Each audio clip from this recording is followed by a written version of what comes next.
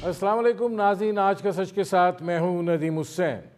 Budget अब आया ही चाहता है, लेकिन जब बजट की सूरत हाल ऐसी हो कि उसमें वसाइल जो हैं वो तमाम तर तकरीबन सूद की अदायगी पर सर्फ हो रहे हों और दफ़ा से लेकर हुकूमत चलाने तक तमाम मामलात जो हैं वो कर्ज से लेकर चल रहे हों, तो फिर उस बजट में दिलचस्पी भी कम हो जाती है और उसकी अहमियत और अफादियत जो है वो भी नहीं रहती है।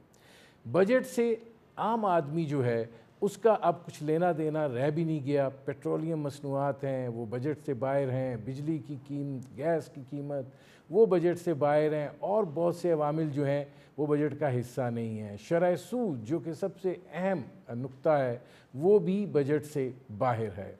अब ऐसी सूरत हाल में रह जा के सिर्फ़ एक ऐसी सूरत हाल रह जाती है कि जिसके अंदर एक पॉलिसी फ्रेमवर्क देना होता है, ड्यूटीज़ का उतार चढ़ाव होता है, टैक्सेशन के बारे में इस्लाहात के हवाले से कुछ होता है, वरना जितने ऐलानात बजट में किए जाते हैं अगर आप गुज़श्ता बजट तकारीर को उठा के देखें तो आपको दिखाई देगा कि उनमें से कम ही ख्वाब जो हैं उनकी ताबीर मुमकिन हो सकी। यही सूरत हाल जो है इस मौजूदा बजट की भी है। इस वक्त बजट के ऊपर दबाव इस एतबार से भी ज़्यादा है कि मालियाती खसारा जो है वो ज़्यादा है। IMF की शराइत जो हैं वो अपनी जगह के ऊपर मौजूद हैं। हम एक और प्रोग्राम लेने के लिए कोशां हैं और उसके नतीजे में जो कुछ हमें कहा जा रहा है वो यकीनन बाइसे अज़ियत होगा आवाम के लिए। हुकूमत को टैक्स इस्लाहात लानी है, बिजली गैस की कीमतों में इजाफ़ा करना है और सबसे बढ़कर रुपए की कदर में कमी करनी है। ये रुपए की कीमत का ही इस्तेहकाम है कि ये महंगाई जो है वो किसी हद तक कम हुई है। गो कि अच्छी खबरें सुनाई जा रही हैं कि महंगाई जो है वो कम हुई है। बरामदात के हवाले से भी ये कहा जा रहा है कि उनमें बढ़ोतरी होगी। सरमायाकारी के हवाले से बहुत उम्मीद अफ़ज़ा गुफ्तगू है, लेकिन अभी तक की सारी सूरत हाल जो है वो गुफ्तगू तक है। अब ये बजट जो है ज़ाहिर है इसके पाकिस्तान की मईशत के इस साल के हवाले से यानी 2023 2024 और 2025 के हवाले से जो है एक फ्रेमवर्क तो बनेगा, उसके मजमूई सूरत हाल जो है उस पर क्या असरात जो हैं वो मुरतब होंगे, इस पर करेंगे बात। हमारे साथ मौजूद हैं, पाकिस्तान की मईशत पर गहरी नज़र रखते हैं, मईशत के बारे में कही गई उनकी बात जो है उसको उसकी एक अपनी अहमियत होती है, अपनी एक हैसियत होती है और उसको तस्लीम किया जाता है। पाकिस्तान के साबिक़ वज़ीर ख़ज़ाना डॉक्टर हफीज़ पाशा। डॉक्टर साहब, यहाँ से ज़रा पहले शुरू करते हैं कि कुछ चीज़ें कही जा रही हैं कि अच्छी हो रही हैं। एक ये कि महंगाई जो है उसमें कमी हुई है, पेट्रोलियम मसनूआत में भी कमी हुई है, गो के बिजली की कीमतों में नहीं कुछ बन पा रहा, लेकिन आपको बहसीत मजमूई क्या लगता है कि ये बेहतरी जो है ये वक्ती है या आपको लगता है कि ये अब तसलसल जारी रहेगा? बिस्मिल्लाहिर्रहमानिर्रहीम। आपने बहुत अहम सवाल किया है। देखिए, अगर आप मुख्तलिफ इंडिकेटर्स को देखें तो इस वक्त एक मिला जुला रुझान है। एक तरफ तो शरह नमू जो है वो बड़े मुश्किल से 2.4% तक पहुंचा है इस साल, और उसमें नुमाया जो आपका जो अच्छी परफॉर्मेंस रही है वो हमारे ज़री शोबे का रहा है। आपको तो सुन के ये खुशी होनी चाहिए कि तकरीबन तारीख का एक बुलंद शरह नमू रहा हमारे क्रॉप सेक्टर में 16% इजाफा। माशाल्लाह माशाल्लाह। मगर ये पिछले साल जो था, ये फ्लड्स में जो नुकसान हुआ तो लो बेस की वजह से इतनी ज़बरदस्त ग्रोथ नज़र आई, मगर आपका सनती शोबा जो है उसमें कोई इजाफा नहीं, कुछ हद तक कमी आई। तो ओवरऑल ग्रोथ रेट तकरीबन आपका जो पॉपुलेशन का जो इजाफे की रफ्तार है उतना ही रहा है, तो फीकस आमदनी में कोई इजाफा नहीं। जो बहुत अच्छी खबर कही जाती है वो है कि आपके अफराती ज़र जो है اس کی رفتار میں واضح طور پر کمی آئی ہے، اور آج جو فگر ریلیز ہوا ہے مئی کے افراط زر کے بارے میں، وہ یہ ہے کہ یہ گر گرا کے صرف 11.8% پر آ گئی ہے۔ آپ کو یاد ہوگا ایک وقت ایسا بھی تھا جبکہ یہ بہت اونچے لیول پر جا چکا تھا۔ اس کی کیا وجہ ہے؟ اس کی بھی وجہ ایک بیس افیکٹ ہے۔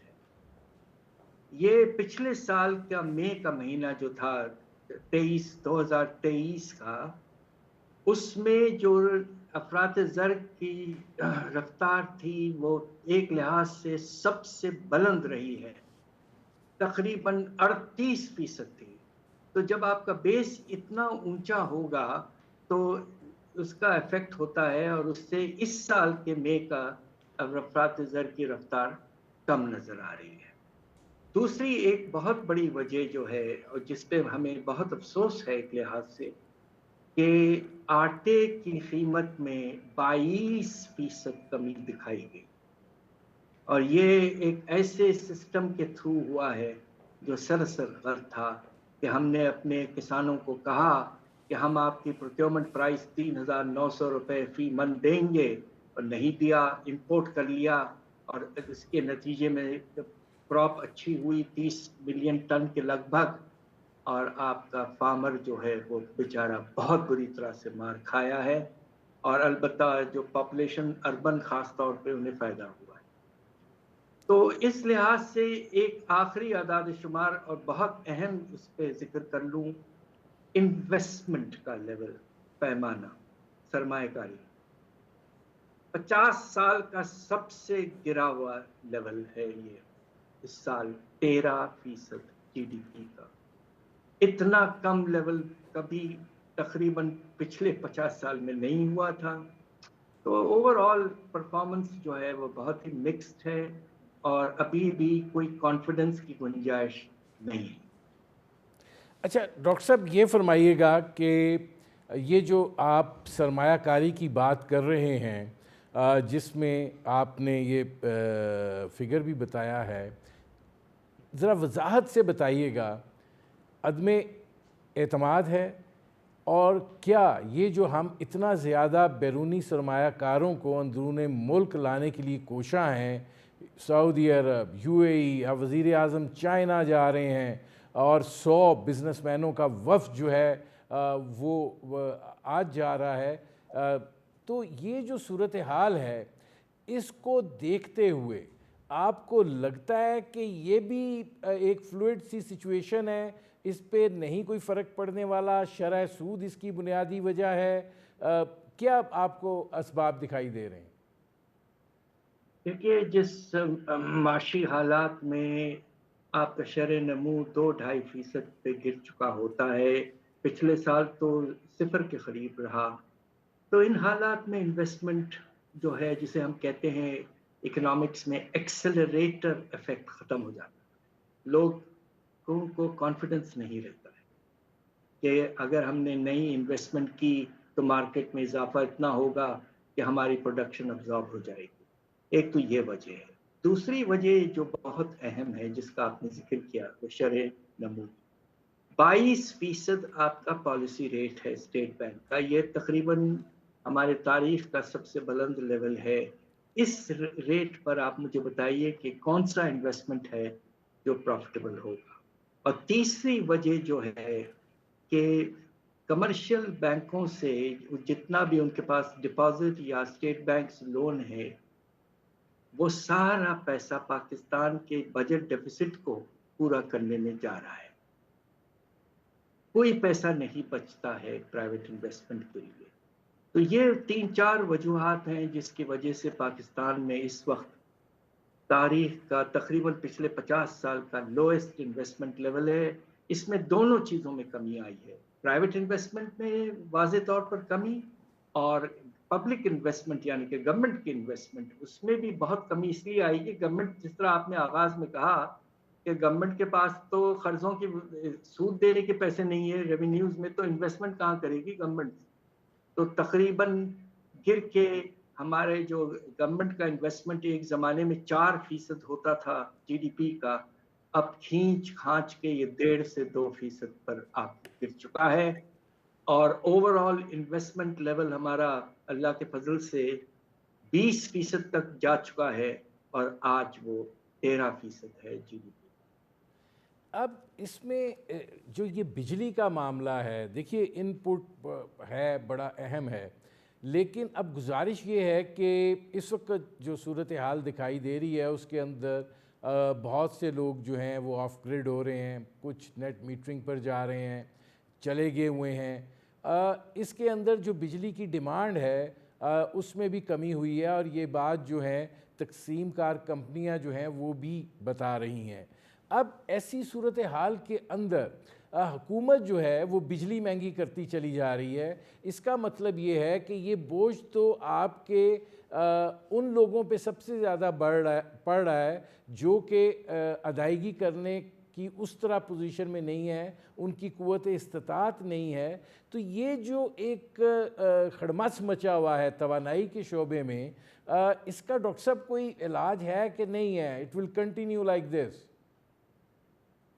ये आपका बड़ा अहम सवाल है। आपके साथ पिछले जो हमने आपस में बात की है इंटरव्यूज में, मैंने काफ़ी अरसे से कहता रहा हूँ कि ये हमारा जो पावर सेक्टर है ख़ास तौर पे, ये हमारे इकॉनमी का ब्लैक होल है, ब्लैक होल।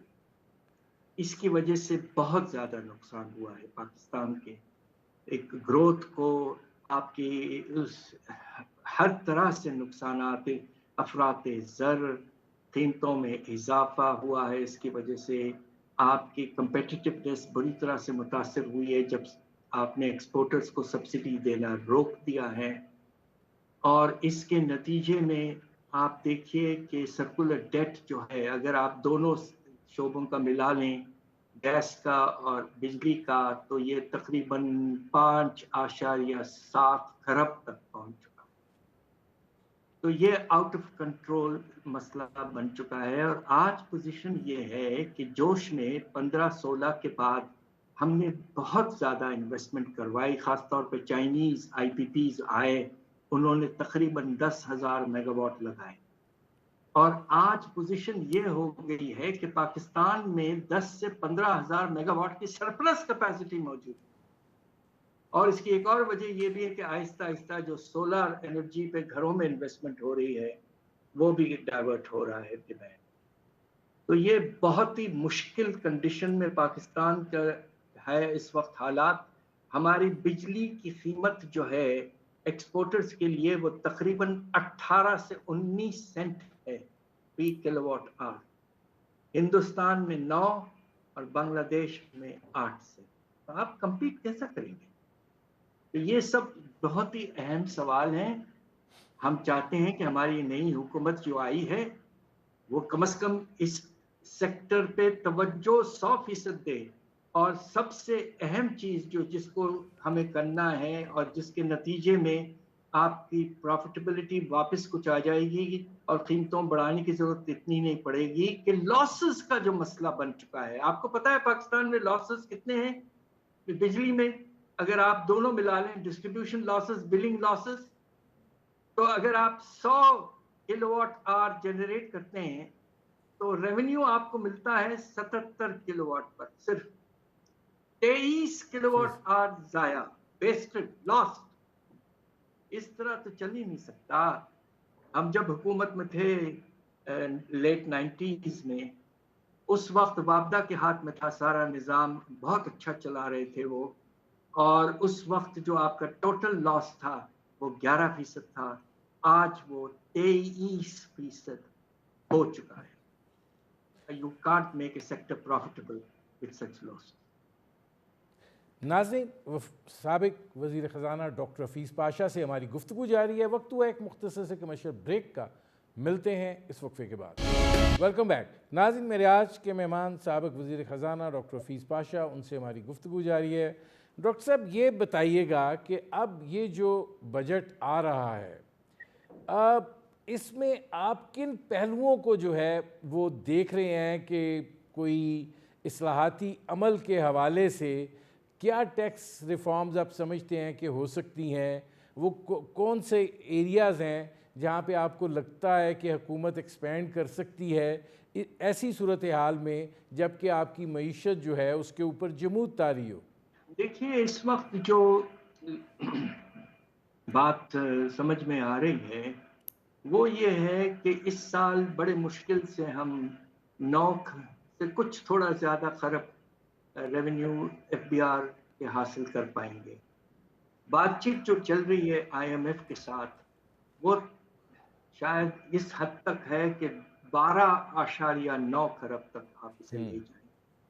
اب آپ یہ سوچئے کہ اگر اس طرح کی بات ہو رہی ہے تو یہ یعنی کہ ایک سال میں تقریباً 40% اضافہ، اور اس معاشی حالات میں جبکہ آپ کے ٹیکس بیس میں بہت کم اضافہ ہو رہا ہے، تو یہ سراسر نامناسب ہے. یہ بالکل ہی انفیزیبل نہیں ہے. مشکل سے پاکستان میں اس وقت اگر آپ عنقریب جانا چاہتے ہیں ریفارمز کی طرف ضرور جائیں، مگر 40% ایک سال میں اضافہ کرنا بہت مشکل ہوگا. اور اگر آپ کو کرنا ہے تو آپ یہ کریں گے کہ جو انڈائریکٹ ٹیکسز ہیں ان کے سارے ریٹس بڑھا دیں گے. آپ سیلز ٹیکس کے ریٹ بڑھا دیں گے، آپ مختلف چیزوں پر سیلز ٹیکس لگا دیں گے، آپ ایکسائز ڈیوٹی بڑھا دیں گے تاکہ تیزی سے پیسے آئیں. اور خیال یہ ہے کہ آئی ایم ایف شاید یہی سوچ رہا ہے. اصل ریفارم جو آپ کو کرنا ہے وہ یہ ہے کہ ڈائریکٹ ٹیکسز کے نظام کو پھیلانا ہے، اور خاص طور پہ اس ملک کے اشرفیہ جو ہیں جو تقریباً بہت کم ٹیکس دیتے ہیں ان کو ٹیکس کے نظام میں لانا ہے. اور 3 خاص طور پہ طبقے ایسے ہیں. ایک تو آپ کا زمینداری طبقہ ٹیکس نہ دینے کے برابر ہے، ایگریکلچر انکم ٹیکس. دوسرا آپ کے بڑے بڑے دکاندار ٹریڈرز، وہ بھی بہت کم ٹیکس دیتے ہیں، ایویٹ کرتے ہیں. اور تیسرا جو سیکٹر ہے جو بڑے بڑے پراپرٹیز کے اونرز ہیں. یہ 3 گروپس ہیں، سیکٹرز ہیں، شعبے ہیں جس کو ٹیکس نظام میں پوری طرح سے اب لانا ہی ضرورت ہو گئی ہے. اگر بجٹ میں اس مرتبہ حکومت نہیں لاتی ہے اور انڈائریکٹ ٹیکسز کی طرف جاتی ہے اور تنخواہوں میں اضافہ نہیں کرتی ہے تو میں اس کے آگے آپ سے کیا کہوں.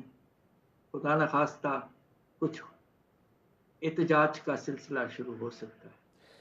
ڈاکٹر صاحب گزارش یہ ہے کہ اس وقت ریئل اسٹیٹ جو ہے وہ بھی سلم میں چلا گیا ہے. اب وہ یہ کہتے ہیں کہ ہمارے ساتھ جیسے ماضی میں کہا جاتا تھا کہ جناب 23 الائڈ انڈسٹریز جو ہیں وہ چلتی ہیں، اور پھر جب ان لوگوں سے بات ہوتی ہے تو وہ کہتے ہیں کہ ہم ٹیکس جو ہے وہ پے کرتے ہیں فلی، اور ہم جو چیز خرید رہے ہوتے ہیں اس کے اندر بھی ٹیکس جو ہے وہ دیا جاتا ہے.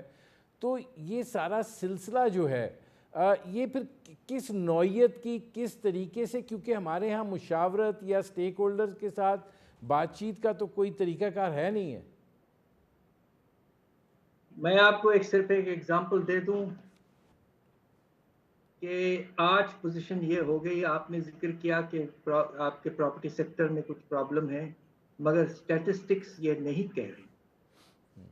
آپ کو شاید سن کے یہ بات کا اندازہ ہوگا کہ اس وقت پاکستان میں پراپرٹی پر جو انویسٹمنٹ ہو رہی ہے وہ انڈسٹری سے 1.5-2 گنا ہو گئی ہے. 10 سال پہلے یہ بالکل اپوزٹ تھا، انڈسٹری میں انویسٹمنٹ 2 گنا تھی پراپرٹی. تو لوگ ایسے سیکٹر میں جا رہے ہیں جو لو رسک ہے، جس میں لو ٹیکس ہے. اور آپ نے تو دیکھ لیا تھا دبئی میں ماشاءاللہ $11 ارب پیسہ لگایا پراپرٹیز میں. Property has become the favourite investment in Pakistan, اور اس کی وجہ یہ ہے کہ ٹیکس نہ ہونے کے برابر. آپ کو پتا ہے پراپرٹی ٹیکس جو پورے پاکستان میں لگنا چاہیے، اربن اموویبل ٹیکس، اس کی ٹوٹل پاکستان میں چاروں پروونسز کمبائنڈ کی آمدنی کتنی ہے؟ 25 ارب. ایک شہر ہے ہندوستان میں میٹروپولیٹن ممبئی کارپوریشن 250 ارب پاکستانی روپے میں کلیکٹ کرتا ہے. اس حد تک آپ نے چھوٹ دیا ہوا ہے. پراپرٹیز کو ٹیکسیشن سے. اب وقت آ گیا ہے کہ آپ پروڈکٹیو انویسٹمنٹس کی طرف جائیں. آپ کو ایکسپورٹ کرنا ہے, انڈسٹری لانا ہے, آپ کو انفارمیشن ٹیکنالوجی میں جانا ہے, آپ کو کوشش کرنا ہے کہ اپنے ریونیوز اور ایکسپورٹس میں اضافہ ہو. یہ ایک حد تک آپ نے پراپرٹی میں انویسٹمنٹ بہت کروا لی ہے, اب اسے روکنا پڑے گا. اچھا ڈاکٹر صاحب یہ فرمائیے گا کہ یہ ٹیکسیشن کی تو یہ بات ہوگی, ہسٹوریکلی ہم لوگ جو ہیں وہ انڈائریکٹ ٹیکسیشن کی طرف ہی راغب رہے ہیں. آپ کو کیا لگتا ہے کہ یہ جو بجٹ آ رہا ہے یہ ظاہر ہے آئی ایم ایف اس میں پوری طرح انوالو ہے, وہ چیزوں کو بڑی سختی کے ساتھ مانیٹر کر رہے ہیں. آپ کو لگتا ہے کہ یہ جو آنے والا بجٹ ہے یہ کچھ معیشت کو ہلا جلا سکے جو اس وقت نہیں اس طریقے سے چل پا رہی؟ دیکھیے, اس کو چلا پلانے کے لیے 2-3 چیزیں بہت ضروری. ایک تو ٹیکس کے نظام کو پھیلانا ہے, اور میں نے جن شعبوں کا ذکر کیا ہے وہاں آپ کو کوشش کر کے ریونیوز بڑھانا ہے. دوسرا, جو فیڈرل گورنمنٹ ہے حد سے زیادہ پھیل گیا ہے. آپ اس وقت 40 ڈویژن سے زیادہ ہیں. ہماری کیلکولیشن یہ ہے کہ 18ویں ترمیم کے بعد مشکل سے فیڈرل لیول پر 12 سے 13 ڈویژن ہونے چاہیے. تیسری طرف جو سب سے بڑا مسئلہ بن چکا ہے, اور وہ یہ ہے کہ آپ کے اسٹیٹ اونڈ انٹرپرائزز, اور جس میں آپ کا پاور سیکٹر انکلوڈڈ ہے, ان کی جو ٹوٹل سبسڈی وغیرہ وغیرہ جو آپ پے کرتے ہیں بجٹ کے تھرو, یہ تقریباً 1500 سے اب 1800 ارب تک جا چکا ہے. نتیجہ یہ ہے کہ اگر آپ نے یہ بڑے خرچے کم نہیں کیے اور دوسری طرف آپ نے ریونیوز کو میں بڑھایا نہیں, تو ہوگا یہ کہ آپ کا جو بجٹ کا خسارہ ہے وہ آسمان تک رہے گا. اب اس سال اندازہ یہ ہے کہ بجٹ کا خسارہ جو ہے وہ کم از کم 8,500 ارب تو ہوگا. یعنی کہ اس وقت آپ کے قرضوں کا بوجھ تیزی سے بڑھ رہا ہے. اگر روپے کے قدر میں کمی آتی تو اس وقت خدا نخواستہ آپ کا جو قرضوں کا بوجھ ہے وہ آپ کے اکانومی کا 80% سے بھی بہت زیادہ ہو چکا ہوگا. تو یہ پوزیشن ہے آپ کی. آپ کو اب بڑے اقدامات لینے ہیں, ملک کو آگے لے جانا ہے, ورنہ حالات اور خراب خدا اچھا اب نخواستہ یہ ہو فرمائیے گا, ایک اور اہم سوال ہے ڈاکٹر صاحب, اور وہ یہ ہے کہ آئی ایم ایف جو ہے وہ چاہتا ہے کہ روپے کی قدر جو ہے اس میں کمی ہو. اب ہمارے جو تھوڑا بہت استحکام آیا ہے وہ اس روپے کی سٹیبلٹی کی وجہ سے, اس کے استحکام کی وجہ سے آیا ہے. یہ آئی ایم ایف کی جو شرائط ہوتی ہیں وہ ساری کی ساری جو ہے وہ جس ملک کو قرضہ دے رہا ہے اس کے بنیادی جو مفاد ہیں اس کے کیوں خلاف ہوتی ہیں؟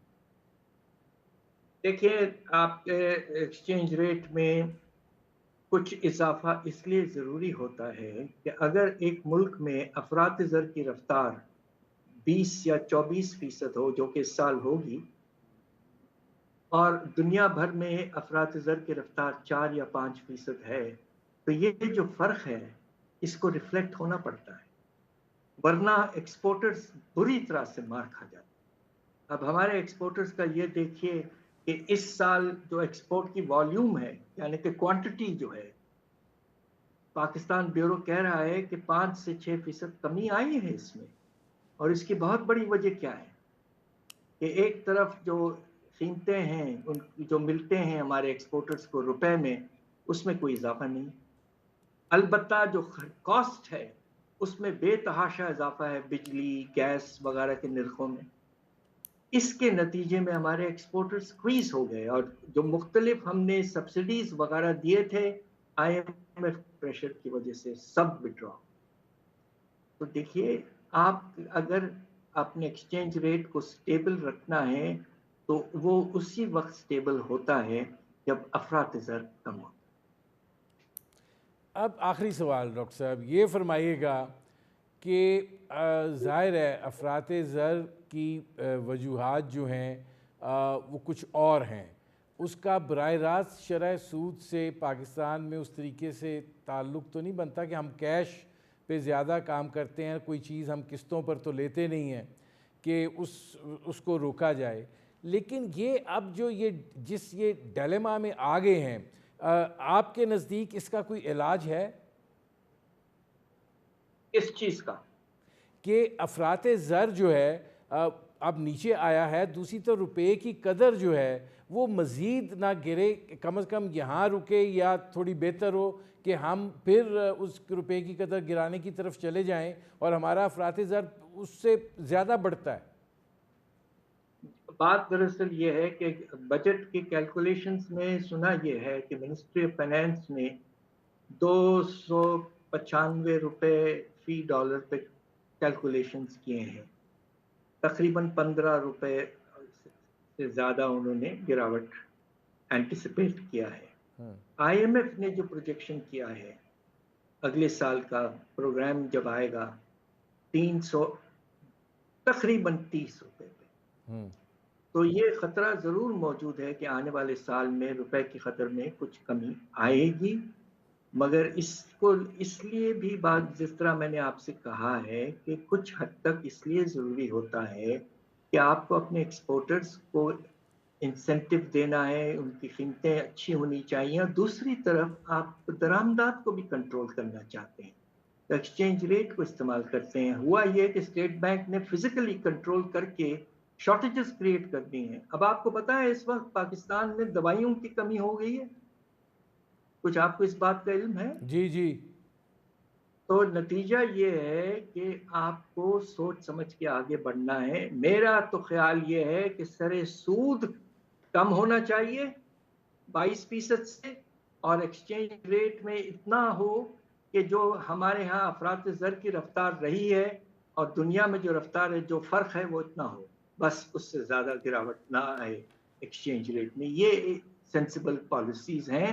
اب دیکھیے آنے والے مہینوں میں ہماری جو اس وقت کی حکومت ہے وہ کس طرح اکانومی کو چلاتی ہے اور مینج کرتی ہے. بس ہم سب کی دعا ہے کہ انشاءاللہ کامیابی سے آہستہ آہستہ ہم آگے بڑھیں گے اور ہم اپنے ملک کو آگے لے جائیں. بہت شکریہ ڈاکٹر حفیظ پاشا. ناظرین, یہ تھے سابق وزیر خزانہ ڈاکٹر حفیظ پاشا, ان کی آپ نے گفتگو سنی. وقت ہوا ہے مختصر سے بریک کا. بریک سے جب واپس آئیں گے تو آج سائفر کیس میں بانی پی ٹی آئی اور شاہ محمود قریشی کو بری کر دیا گیا ہے, یہ ایک اہم ڈیولپمنٹ ہے. اور اس کے ساتھ ساتھ سپریم کورٹ کے اندر مخصوص نشستوں کے حوالے سے جو سماعت ہے اس کا بھی آغاز ہو چکا ہے. دیکھنا یہ ہے کہ معاملات کس طریقے سے آگے بڑھتے ہیں. ملتے ہیں اس بریک کے بعد. Welcome back.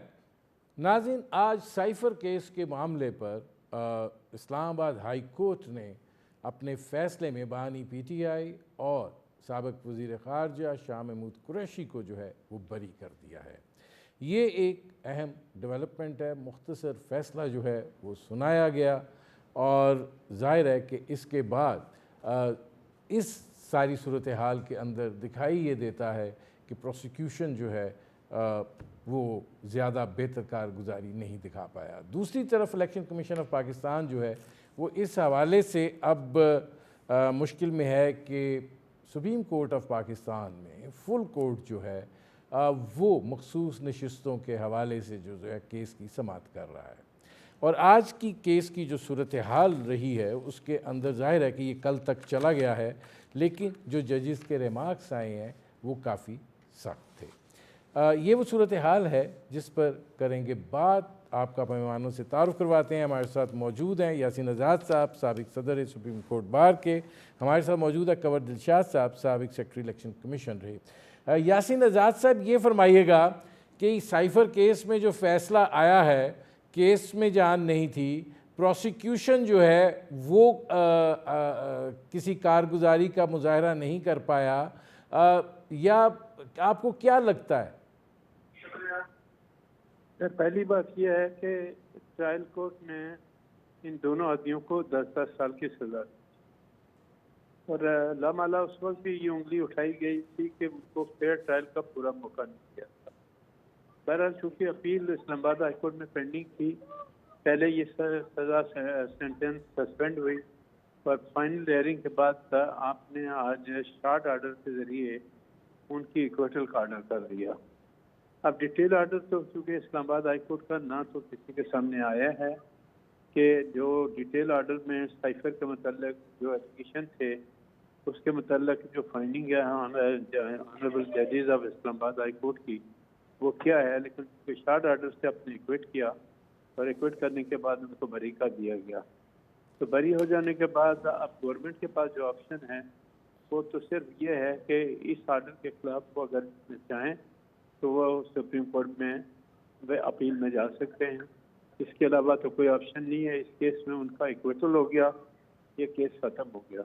اب اس کیس کا کیا پوزیشن تھی، کتنا سیریس ٹائپ کا کیس تھا، کیا آنریبل ججز جو اسلام آباد ہائی کورٹ کے ہیں وہ ڈیٹیل میں جب جائیں گے اپنی فائنڈنگ دیں گے تب پتہ چلا کہ اس حساس معاملے میں ان کے کیا ریزننگ ہے، کیونکہ ابھی صرف شارٹ آرڈر ہے کہ for the reason recording later on the appeal is allowed and they are acquit. نہیں، اس میں یاسین آزاد صاحب یہ فرمائے گا کہ کیا لوپ ہولز تھے، قومی سلامتی کا ایشو کہا گیا، پھر سائفر جو ہے اس کو ایکچوئل کاپی مانگی گئی وہ بھی نہیں دی گئی، اور کہا گیا کہ جب ایک چیز آپ دے ہی نہیں رہے تو پھر یہ معاملہ جو ہے وہ آگے، مطلب بے شمار سوالات تھے۔ آپ کو لگتا ہے کہ پروسیکیوشن جو ہے وہ نہیں اس کو صحیح طریقے سے کیس کو لڑ پایا، اور جو بانی پی ٹی آئی کے وکلاء تھے وہ انٹیلیجنٹلی کھیل گئے؟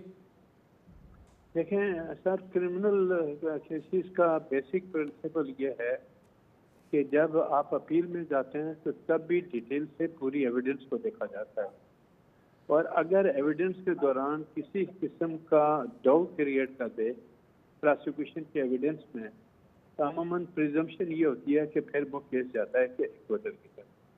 اب ظاہر ہے کہ جو انٹائر ایویڈنس ہے آنریبل ججز آف اسلام آباد ہائی کورٹ نے کیا کن گراؤنڈ پہ کیا، معاملہ تو میرے نزدیک کافی سیریس تھا، اور جو ڈاکومنٹ تھا وہ ایک پروہیبٹڈ ڈاکومنٹ تھا جو پبلکلی نہیں لہرایا جا سکتا تھا، اور آپ اس پہ ایویڈنس آپ نے ریڈ کی نہیں کی، اس لیٹر کو پروڈیوس نہیں کر سکے، تو لیٹر کا اگر ایویڈنس کے دوران وہ لیٹر آیا ہی نہیں ہے، اس کو کوئی بیس نہیں بنایا گیا، پرائم منسٹر سابقہ نے کہہ دیا کہ جی وہ کاپی اس کی میرے پاس نہیں ہے، سیکرٹری نے کہہ دیا کہ جی وہ کاپی ہمارے پاس نہیں ہے، تو وہ لیٹر جو آپ نے 4-5 ہزار کے مجمع میں لہرا کے لوگوں کو دکھایا تھا، وہ لیٹر پھر کہاں گیا اور اس کی بیسک ذمہ داری کس کی آتی ہے، یہ آنریبل ہائی کورٹ کے جو ڈیٹیل آرڈر ہوگا اس سے جا کے پتہ چلے گا کہ جج صاحبان نے کیا فائنڈنگ ہے۔ اچھا، کنور دلشاد صاحب یہ فرمائے گا کہ الیکشن کمیشن آف پاکستان جو ہے دکھائی یہ دیتا ہے کہ مخصوص نشستوں کے حوالے سے کیس چونکہ چل رہا ہے اور وہ ایک سب جوڈس میٹر ہے، لیکن یہ فرمائے گا کہ جو الیکشن کمیشن نے اب تک اقدامات کیے ہیں، اب وہ ٹریبیونلز جو ہیں ان کو بھی چیلنج کیا جا رہا ہے۔ اسلام آباد کے تینوں جو کامیاب ایم این ایز ہیں انہوں نے چیلنج کر دیا ہے۔ آپ کو لگ رہا ہے کہ الیکشن کمیشن آف پاکستان جو ہے وہ بھی اپنے فیصلوں کی وجہ سے ایک دباؤ میں ہے؟ دراصل پہلی بات تو اہم بات یہ ہے کہ واقعہ بات درست فرمایا آپ نے کہ جو الیکشن ٹریبیونل کے حوالے سے الیکشن کمیشن آف پاکستان دباؤ میں نہیں ہے، لیکن جس انداز سے ان کا پوائنٹ آف ویو یہ ہے کہ ہمارا جو آئین قانون جو ہے الیکشن ایکٹ کا جو سیکشن 140 ہے، اس میں یہ کہا گیا ہے کہ جو آپ الیکشن ٹریبیونل مقرر کریں تو پھر الیکشن کمیشن اور متعلقہ ہائی کورٹ کے چیف جسٹس کے مابین مشاورت اور بڑی میننگ فل جو ہے وہ ہونی چاہیے، مشاورت بڑی بامقصد، اس کے تحت پھر یہ الیکشن ٹریبیونل بنتے ہیں۔ اب یہاں یہ صورتحال پیدا ہوئی ہے جہاں سے ہماری اطلاع کے مطابق کہ لاہور ہائی کورٹ کے جسٹس شاہد کریم صاحب نے ایک فیصلہ لکھا اور انہوں نے یہ کہہ دیا chief justice Lahore high court کو کہ آپ الیکشن ٹریبیونل مقرر کر دیں، تو وہ 6 جو ہیں وہ الیکشن ٹریبیونل مقرر کرنے تھے، اس پر الیکشن کمیشن نے کہا کہ نہیں، آپ پینلسٹ نہ بھیجیں، اور نہ بھیجنے کے بعد پھر یہ ہماری ثوابدیدی اختیارات ہیں کہ ہم کسی جج کو اپوائنٹ کریں یا ڈراپ کریں۔ وہ ان کے درمیان میں آپس میں خط و کتابت چلتی رہی اور سارے خط میرے پڑے ہیں، وہ انہوں نے باقاعدہ الیکشن کمیشن پاکستان نے 77 کے سے لے کر 2018 تک کہ جتنے بھی الیکشن ٹریبیونل بنے ان کی ایک ہسٹری بیان کی ہے. ان کا جتنے بھی الیکشن ٹریبیونل بنے ہیں وہ سارے الیکشن کمیشن پاکستان کی مشاورت سے بنے ہیں.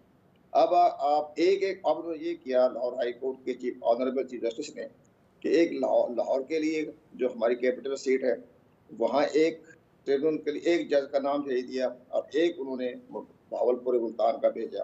اس پر الیکشن کمیشن نے کہا جی آپ پینل بھیجیں 3 ججوں کا, اس کے بعد ہم فیصلہ کریں گے. تو انہوں نے کہا نہیں جی ہم فیصلہ کرنے کے خود ہی مجاز ہیں. تو یہ بڑی آپس میں ان کی چل رہی ہے. اور اس پر الیکشن کمیشن پاکستان جو خط لکھا ہے وہ خط بھی ہمارے پاس موجود ہے. جو خط لکھا ہے انہوں نے اس پہ انہوں نے یہ لکھا ہے کہ جناب ہمارے پاس تو آئین کے آرٹیکل 222 کے تحت مکمل اختیارات ہیں. ہمارے کوئی اختیارات جو ہیں نہ کم نہیں کر سکتے, اضافہ کر سکتے ہیں. چیف الیکشن کمیشن کے اور الیکشن کمیشن کے اختیارات کو کم کرنے کی کوئی اختیارات نہیں ہے آرٹیکل 222 کے تحت. آپ کے جو فیصلے آ رہے ہیں وہ تو ہمارے اختیارات پر قدغن لگائی جا رہی ہے, ہمارے اختیارات کو چیلنج کیا جا رہا ہے. تو ہمیں ان کے فیصلوں پہ جو ہے ہمیں تحفظات ہیں.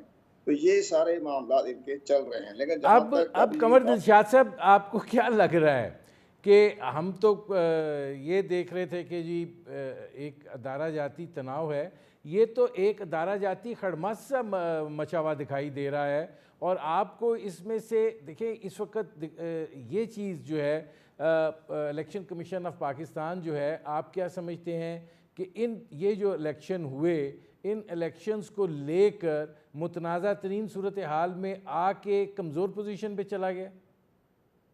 ہاں یہ تو ہوا ہے.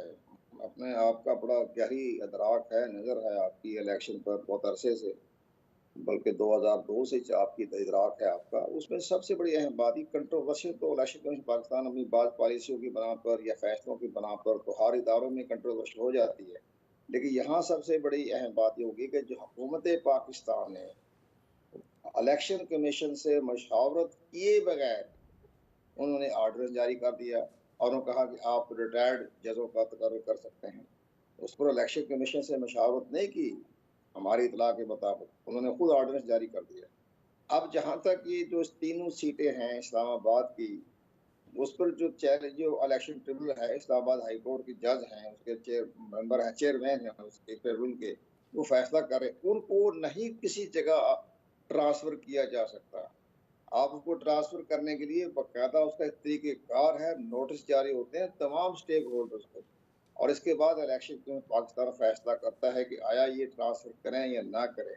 لیکن اصولی طور پر یہ ٹرانسفر نہیں ہوتے کیونکہ اسلام آباد ہائی کورٹ کا جج جو ہے اس کو چیئرمین ہے, وہ تو برقرار میں رہے آتا گا. ہوں قمر دلشاد صاحب.